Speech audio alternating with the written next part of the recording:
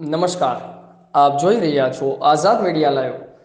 જૂનાગઢ જિલ્લાના પ્રજાસત્તાક દિનની ઉજવણી વંથલી ખાતે કરાઈ। ગુજરાત સરકારના રાજ્ય કક્ષાના મંત્રી રાઘવજી પટેલે આપી ધ્વજને સલામી। ધ્વજવંદન, પરેડ, સાંસ્કૃતિક કાર્યક્રમ સહિત વિવિધ ક્ષેત્રોના મહાનુભાવોનું સન્માન કરાયું।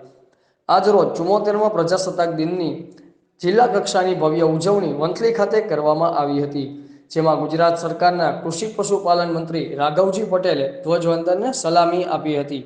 માનનીય મંત્રીશ્રી ખુલ્લી જીપમાં બેસી પરેડનું નિરીક્ષણ કર્યું હતું। આ તકે ઉપસ્થિત અલગ અલગ શાળાના વિદ્યાર્થીઓ દ્વારા દેશભક્તિને અનુરૂપ સાંસ્કૃતિક કાર્યક્રમો રજૂ કરાયા હતા, જ્યારે પોલીસ જવાનો દ્વારા અશ્વ કરતબ દેખાડી ઉપસ્થિત જનમેદનીને મંત્રમુગ્ધ કર્યા હતા।